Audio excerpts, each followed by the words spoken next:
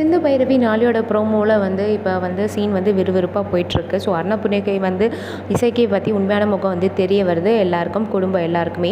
So Annapoorani வந்து பார்த்திங்கன்னா தாலியை வந்து கைட்டி போட சொல்கிறாங்க காயத்ரி கிட்ட. இசைக்கு வந்து அது நியாயப்படுத்தி பேசுகிறாங்க. சிந்துக்கு ஒரு நியாயம், எனக்கு ஒரு நியாயமா?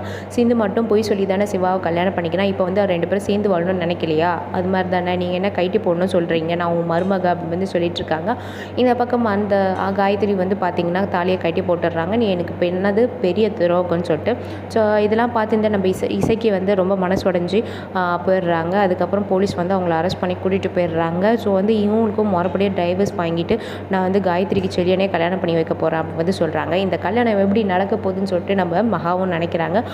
மகா வந்து பார்த்திங்கன்னா அதுக்கப்புறம் வந்து இசைக்கு போய் ஜெயிலில் போய் பார்க்குறாங்க. அந்த காயத்ரிக்கு செல்லியனை கல்யாணம் பண்ணி வைக்க போகிறாங்களா, என் தம்பியோட வாழ்க்கையை கெடுத்துட்டு அவளுக்கு மட்டும் எப்படி வந்து கல்யாணம் நடக்குது அப்படின்னு வந்து சொல்லிட்டு பார்க்குறேன் அப்படின்னு வந்து சொல்லிட்டு இருக்காங்க. இன்னொரு பக்கம் வந்து பார்த்திங்கன்னா சிந்தோட கோர்ட் சீன்ஸ் வந்து காமிக்கிறாங்க. சிந்து வந்து கோர்ட்டில் ஆஜராகிறாங்க. அதுக்கு முன்னாடி அன்னபூர்ணி வந்து நீ வந்து சிந்து கூட வாழக்கூடாது, அவன் பண்ண தப்புக்கு தண்டனை அனுபவிச்சு ஆகணும் அப்படின்னு வந்து சொல்கிறாங்க. சிவாவில் என்ன பதில் சொல்கிறதுன்னு தெரியல. பட் வந்து கோர்ட்டில் வந்து சிவா சொல்லிடுறாங்க நான் சிந்து கூட தான் வாழ போகிறேன்னு சொல்லிட்டு. இதெல்லாம் கேட்டு அன்னபூர்ணி வந்து ரொம்ப செம ஷாக் ஆகுறாங்க. ஸோ இன்னொரு பக்கம் வந்து பார்த்திங்கன்னா ஆறுமுகம் கொஞ்சம் கொஞ்சமாக பைரவியை புரிஞ்சிக்கிறாங்க. ஸோ அதுக்கேற்ற மாதிரி நடந்துக்கிறாங்க. பைரவியும் வந்து பார்த்திங்கன்னா ஆறுமுகத்தை வந்து புரிஞ்சிக்கிறாங்க. இது நடுவில் வந்து பார்த்திங்கன்னா நம்ம சஞ்சயோட உண்மையான முகம் வந்து தெரிய போகிறது.